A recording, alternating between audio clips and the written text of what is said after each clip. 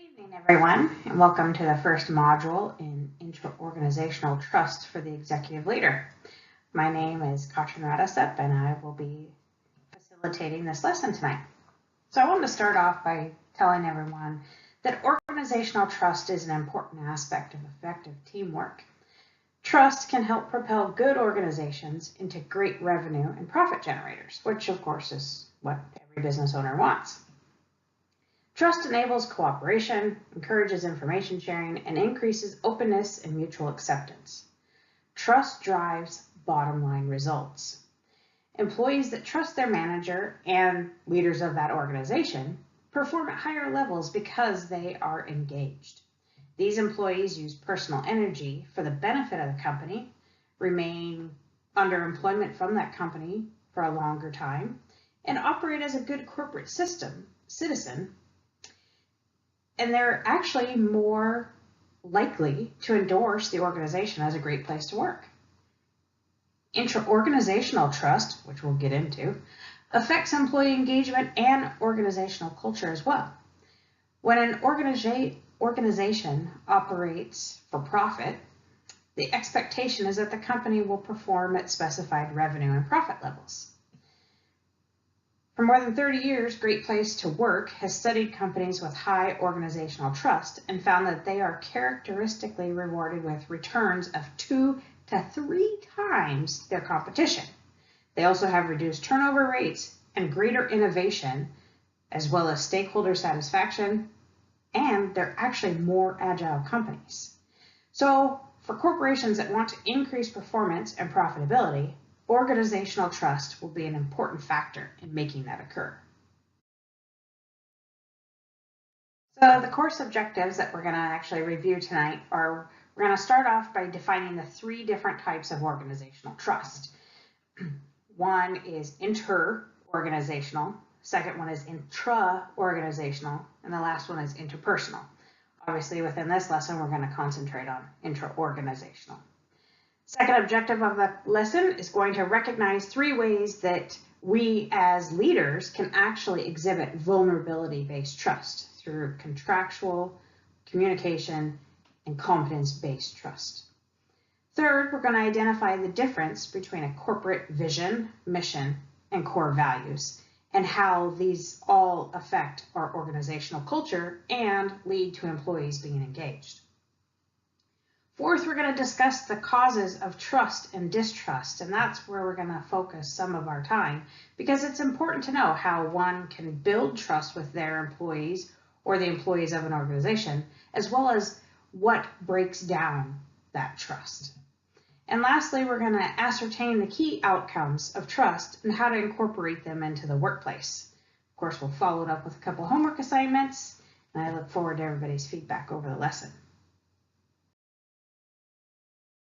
So let's all take a moment to look at this picture. It's obviously 2 acrobats. They're willing to fly through the air. One might catch them, one might not. Why is that? Because they have trust. So what exactly is trust? Trust has been defined as the ability to be vulnerable in an uncertain situation. Employees can experience situations every day at work that make them feel vulnerable. This results in opportunities to build or diminish trust within an organization. Employees not engaged within their workplace can actually spread mistrust, doubt, and contribute to a decrease in a company's productivity and bottom line. That's why today we're going to focus on why trust is so important within your organization. So let's get into organizational trust. Comprehensive organizational trust is inclusive of inter-organizational trust, which is the trust between 2 different organizations, intra-organizational trust, which is trust that employees may have for their supervisors or the employees of the organization may have for a management group that is leading that organization. And then there's interpersonal trust, which is the trust between people within the same peer group or maybe the same project team. So within this lesson, we are going to concentrate on intra-organizational trust. So as we dive in, inter-organizational trust is between two different organizations or entities. It may be a parent company working with an affiliate, it may be a manufacturer working with one of their suppliers. Here I provided an example of the trust that St. Louis University actually has for their vendor who does Blackboard to deliver the online learning environment for SLU students, right? If SLU didn't have this interorganizational trust with Blackboard, they could not provide the top quality learning environment that we all get to experience.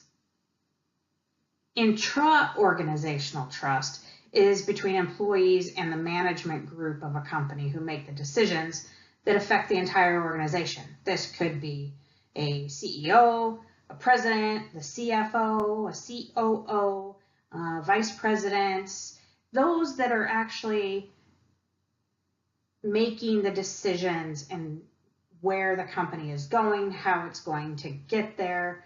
And it's exactly, an example is how trustworthy an employee has for the president of his or her company. Interpersonal trust is between individuals of the same team or peer group. If I'm on a new research and development team and I am developing a new product, or on a sales team, it's that trust I have for the other members of that group.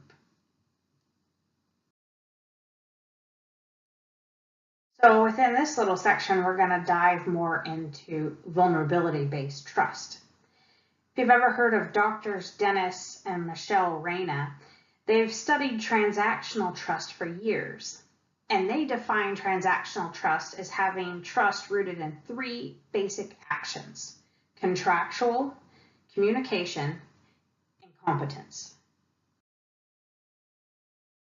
So as an executive of an organization, three ways that you can exhibit trust are the contractual, communication, and competence. Contractual is when an individual builds a character and you actually do what you say and say what you do. It's also known as character-based trust. Character can be shown by keeping commitments, matching your actions with your words, and ensuring everyone's best interests are considered, right? You're not doing something just because it's going to benefit you. It's going to benefit the entire team. It's going to be a group win. There's also communication-based trust. It involves your willingness to share information, right? You go out and you tell people, hey, we're having a rough month and we need to do some cutbacks on some things. We need to cut spending. We need to make some changes. So you go out and you tell the truth, or you may, as a leader, admit mistakes. You also can provide feedback. That is one thing that a lot of employees are constantly seeking. Whether it's good or bad, they want to hear from the leaders of their organization.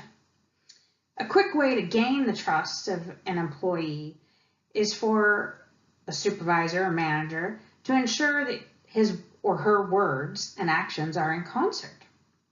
When a manager desires to create trust incrementally, he or she must make a commitment to perform in accordance with his or her words. Employees find communication to be an important part of the workplace behavior and one that enhances workplace interactions, right? If you think about if you've ever felt safe to have an open dialogue or speak honestly with a manager, that is where trust can be created.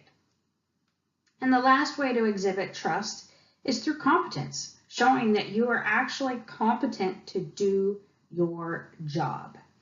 And when a person fills a position without the requisite expertise for that position and they actually demand trust, the person's capabilities, motives, and intentions may be called into question, right?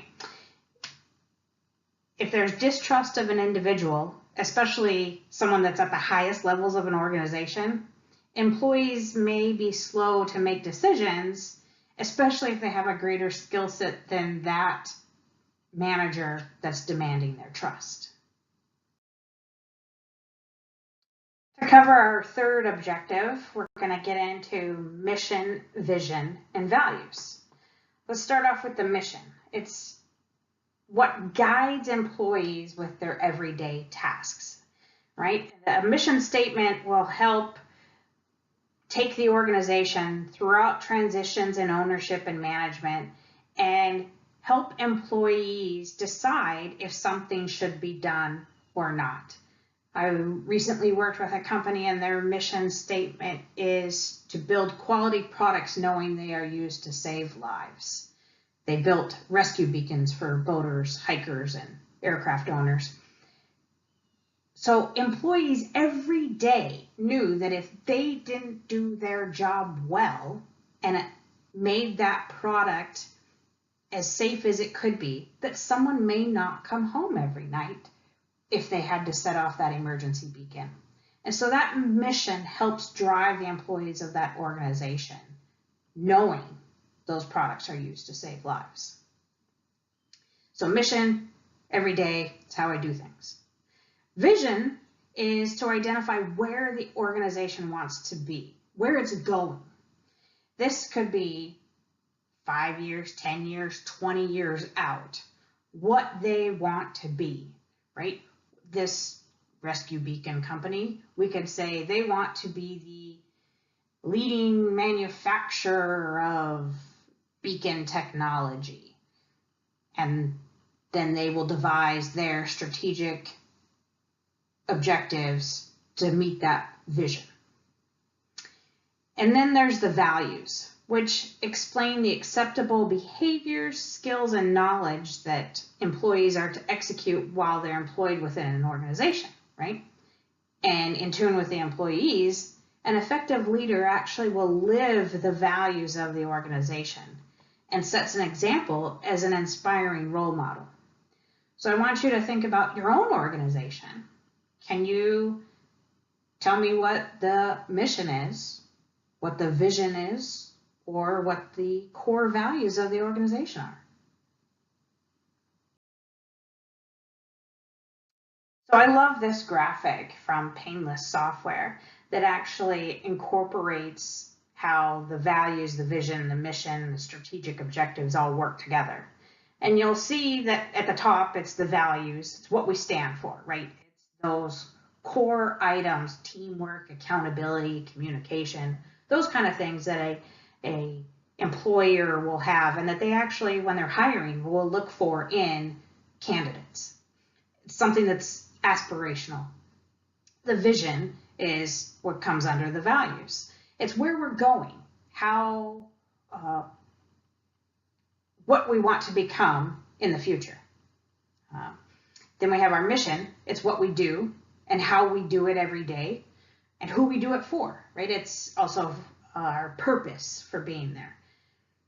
Then what feeds the mission and eventually the vision is our strategic objectives. It's our organizational goals and how we're going to accomplish our vision in the future. Maybe some of our vision would be that we want to be an online retailer. So one of our strategic objectives would be setting up an online store. That's going to help us reach our vision in the future. And then lastly, we have our actions and our KPIs, which are what our employees are actually doing. It's what we have to do and how we do it, those key performance indicators to help us reach their strategic objectives and eventually our vision. Okay, so now we're going to get into the meat and potatoes here of this lesson and talk about the causes of trust and distrust. We're going to discuss the importance of communication, accountability, commitment, and illustrate how a lack of these items may reduce intra-organizational trust. All right, the first cause of trust or distrust is communication. A quick way to gain trust of an employee is for a supervisor to ensure that his or her words and actions are in concert, right? Same thing I said in the beginning. When a manager desires to create trust incrementally, he or she must make a commitment to perform in accordance with his or her spoken word. Right? How many times have we had a boss or a supervisor that treats information that's on a need-to-know basis, right? They don't disclose information because, you don't need to know that, or that's secret, you can't know it. Well, it does nothing but show that you actually don't trust your team with that information. So it can lead to a lack of engagement from your employees. Employees find communication to be an important part of a workplace behavior and one that actually enhances workplace interactions. When managers and employees feel safe to have an open dialogue and speak honestly and provide feedback, that's when intra-organizational trust is created and trust within the team, because they actually feel that they can share information and they're involved.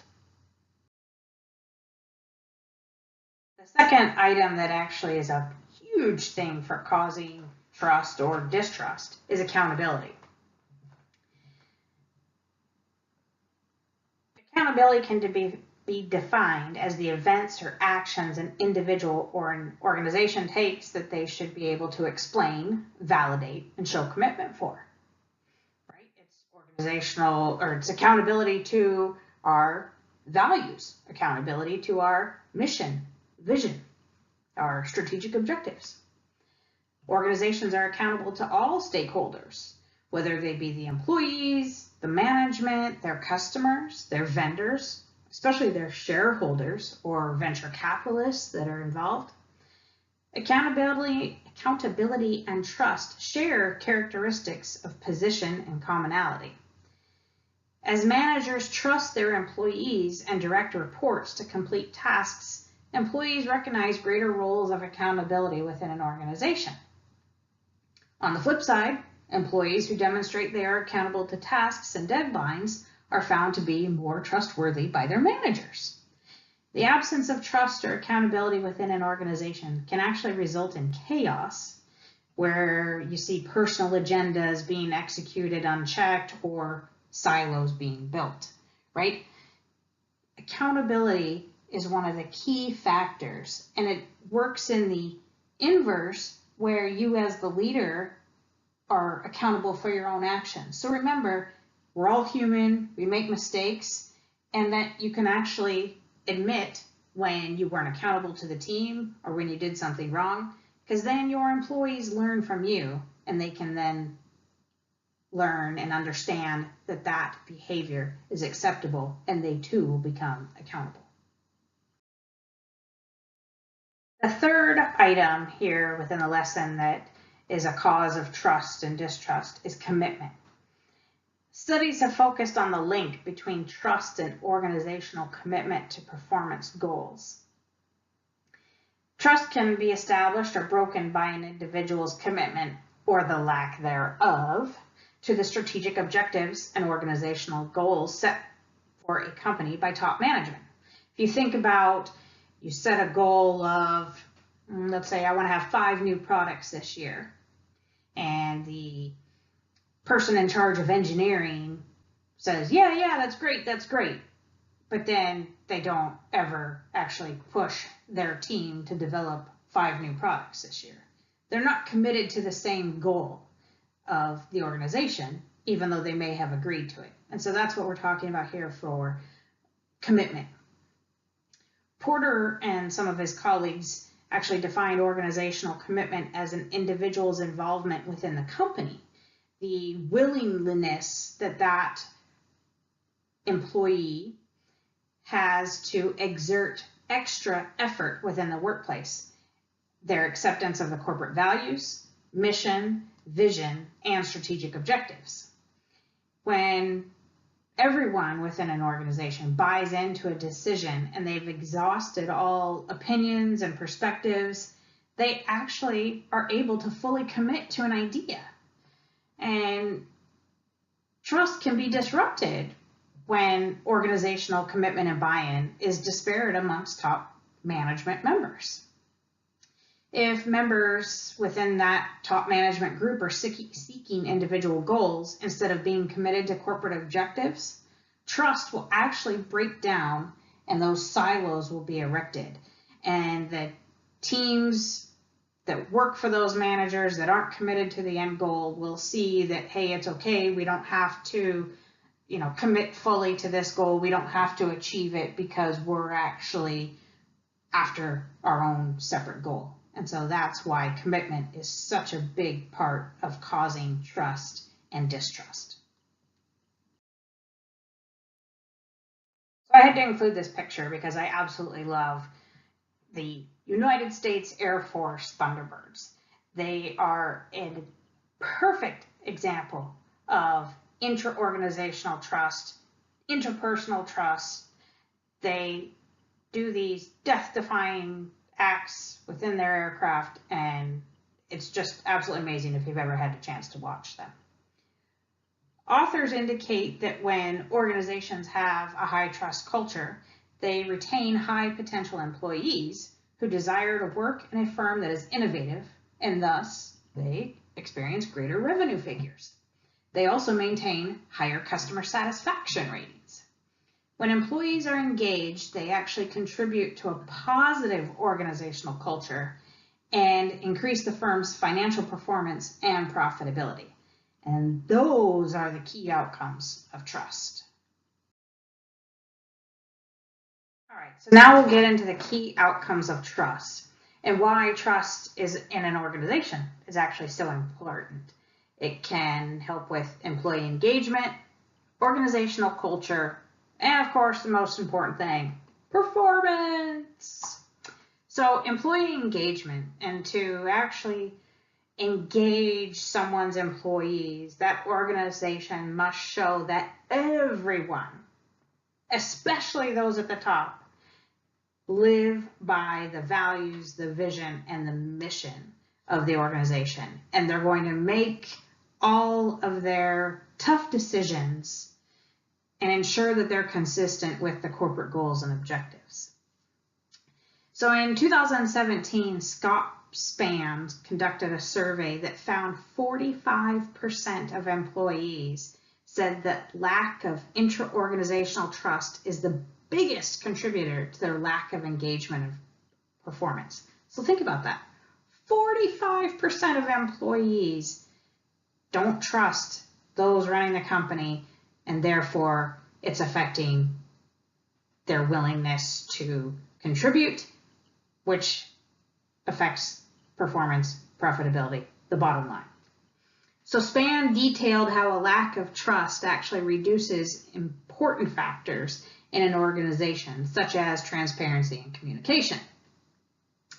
Without trust, an employee is unwilling to step outside their comfort zone for the benefit of the company.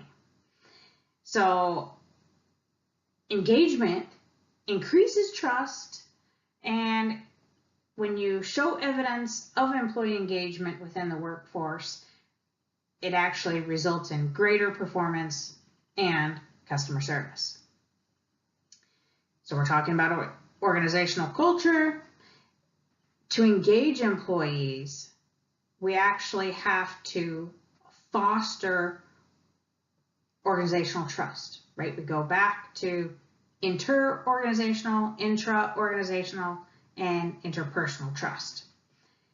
In 2016, Great Place to Work had thorough research completed in how companies with trust-based cultures witness higher stock market returns, less turnover rates, and increased employee engagement.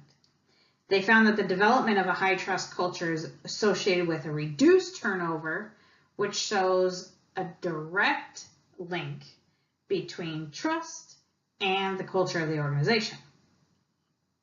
In addition, Covey and Conant in 2016 wrote an article, which was included in the lesson, on how a high trust culture is a must-have necessity in every organization. The authors listed how employees and leaders can develop trust building skills through declaring intent, demonstrating respect, and delivering results. Again, performance.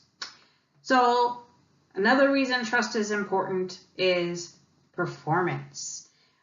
Engaged employees are a huge factor in organizational performance, as they actually have higher standards and hold their peers accountable to do the same thing.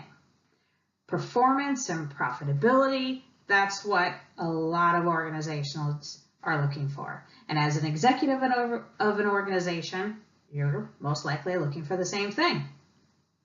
There have been a lot of different authors that have wrote about the topic, and they've corroborated that an organization's profitability is positively associated with intra-organizational trust. There's been data collected from 48 different Fortune 500 companies that presented evidence showing a direct link between top management leadership and the organization's financial performance. So that is the reason that trust is so important, is to have a positive organizational culture built around trust that keeps employees engaged, that helps lead to financial results, better performance, and a higher profitability.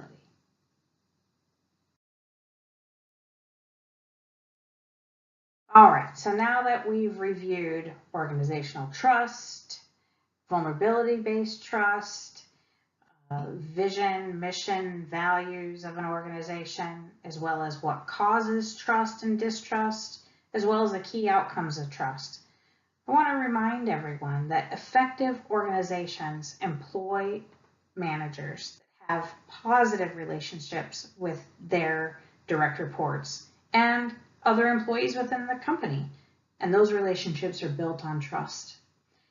To rebuild trust if it's been broken, top management must practice the competencies of transactional-based trust, right? That goes back to our contractual, communication, and competence. They must show that they are competent and accountable to the corporate strategic objectives, openly communicate organizational goals, and show strength of character through vulnerability. Trust should be a value to guide a manager's behavior as well as their decisions in their daily tasks and jobs. Top management of an organization must ensure that their actions and words are aligned with the vision they advocate, so that future of the organization that they dream of can actually be translated into the strategic objectives and organizational goals that everyone works towards. That way, the team is all rowing in the same direction. All right, so now that we've wrapped up the lesson, there are 2 homework assignments. We have a discussion post, which you need to provide a response by 11:59 Eastern Standard Time on Thursday night. And then the second assignment is the paper. It's a 1 to 2 page journal paper that should be submitted by 11:59 Eastern Standard Time on Sunday night. And as you'll see in the assignments within the learning module, it has some questions. You can use those to either answer for your journal assignment, or feel free to add in some others based on your own experiences. I'd like to thank you all for taking the time to listen to this lesson. If you have any questions, feel free to email me. Otherwise, I look forward to seeing your responses to the discussion and reading your journal entries. Have a great week.